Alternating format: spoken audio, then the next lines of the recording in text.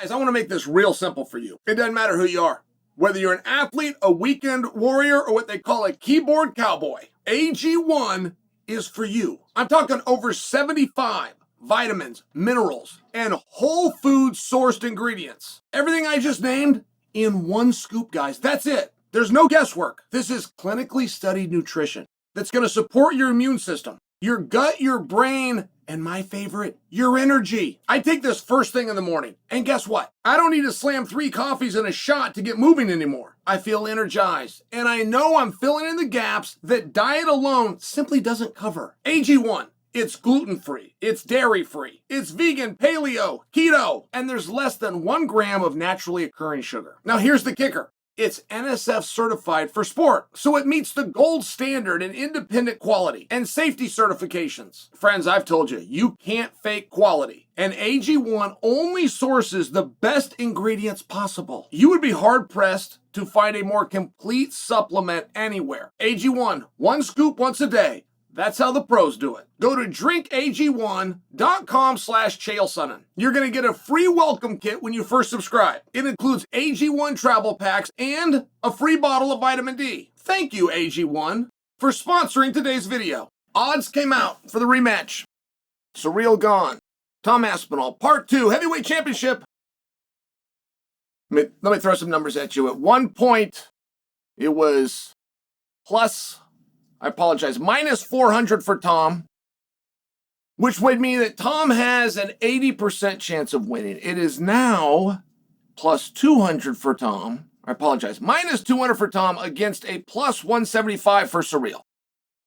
So an 80% chance of Tom winning. This is where we stood 1 week ago today.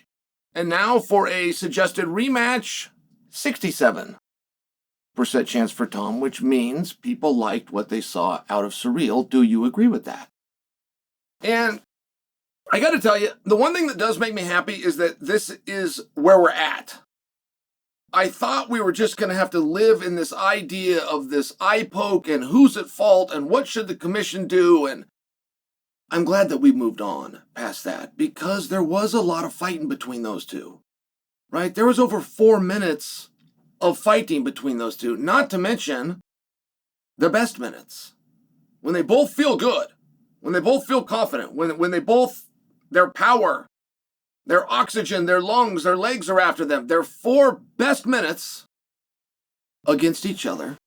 And it's a hard takeaway. I mean, I am going to have to assume that you, the handicappers, thought Tom was winning those minutes. I would not disagree with you. As a matter of fact, if we were tasked with judging that fight at that point, we had to say who won. I probably would have had it a draw, and you never want to have it a draw. I would never come to you with the idea of a draw. But I did think that it was very close. I did think that it was very equal. I understand that Tom was busted up, but Tom was also throwing the harder punches. Ciryl was blocking him. Ciryl did a very good job with some of the leg kicks. Tom was showing to be a little bit more dynamic. Tom was also, and Tom never gets credit for this, he was also the one that was moving forward. Ciryl did lots of beautiful lateral movement, but it was Tom that was stalking him down, and that's number 2 on criteria, right? It starts with damage, I get that, but then it does go to octagon control. Octagon control, in my mind, would have favored Tom. I had that about a draw. There's another video that surfaced. I got this from Adam Felters. And it was somebody that was filming it, but from up high, and so it was a different camera angle. If you watch that angle, it looks pretty clear that Tom is having his way with him. That surprised me. I'm not here to argue that point, but it does matter how you watch the fight, apparently. It does matter from what vantage point you saw this action, apparently. So Tom versus Ciryl, if they were to go and fight again, who would I pick based on what I've already seen? Well, I've always hypothesized that the longer the fight goes, the worse that is for Tom.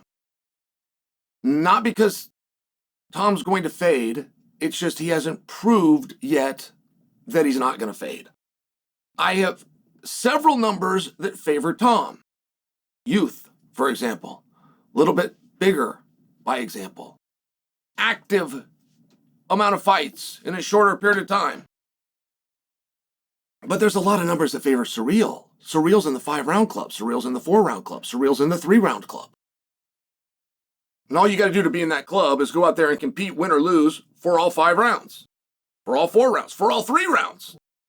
So we have to guess that Tom could hold up. We have to guess that those big, beautiful muscles can still bounce around and still move. One guy that did show us a great big guy can still push hard is Francis. Francis had to do it against Tyson Fury. Francis had to do it in what I believed was a come-from-behind victory over Surreal. I thought Surreal was winning that contest until the 5th round. I thought it was tied up 2-2, and the judges happened to agree. I bring that to you because Francis does do some strategy. He does know how to pace himself. He is not a full-on sprint like, say, Merab, or to use a heavyweight that was able to do that. And there's only been one heavyweight in history able to do that, Cain Velasquez. But for Tom to know how to pace himself, for Tom to know where to get those breathers in, when to let the foot off the gas, when to get a little oxygen back, only comes through experience. And he's simply never been to those points. So I did maintain before this fight, while I was picking Tom, that the longer the fight goes, the more that would favor Surreal. And I do feel like if they go out and fight again, based on what we've already seen, I don't think that Tom is likely is the word I have to use, to get Surreal out of there in the 1st round. And then if we go back to the takedown, guys, I must tell you, I don't quite know what to make from that. It was a good setup, and Tom was in good position. But there's a replay that Ariel Helwani has shown, and I'm glad Ariel showed it, because I'll admit for you, I missed it. When this was live, I missed it the first time. I had to see it slowed down in a clip by Ariel. But when Tom gets to that great position of a double leg, his head's where it's supposed to be, his hips are where it's supposed to be, his hands are right on the butt cheeks, right, everything's just where it's supposed to be.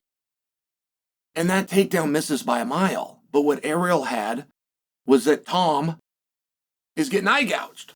Surreal, when he went to defend this, grabs the face and a finger goes into the eye. I only bring that to you. I'm not reliving this. I'm trying to understand why that takedown didn't work. Because if that takedown didn't work because Surreal's defense is just that much better than Tom's offense, we probably have to throw the idea of the takedown out. If we're going to take what we learned in this fight and then just assume that we're going to see that 5 more times, we're going to take everything we saw and we're going to times that by 5, spit that out the back end, what do we got? That would mean no takedowns. That would mean an all stand-up battle, which is Surreal's wheelhouse. The power of Tom will digress over time. Now, the power of Surreal will also digress over time. But Surreal isn't the one that we were banking on going out and getting the knockout. We were banking on Tom being able to be the one to find that shot and to get the knockout. So Tom had, after all the conversions, an 80% chance of winning, according to the odds makers. He's now down to 67% chance. I got to tell you, that's still overwhelming, right? Anything this side of 50 is good. He's not just 55 or 60 or 65. He's 70. He is still the guy that you guys believe in. I like that and I appreciate that. But I do predict that line's going to get closer. I do predict that there was a lot of people that saw that same 4 minutes a different way than the people that are currently bringing in the action. That is something that is yet to be seen. That is my prediction for now, though. But I do think that this fight is very likely to go off at close to even money.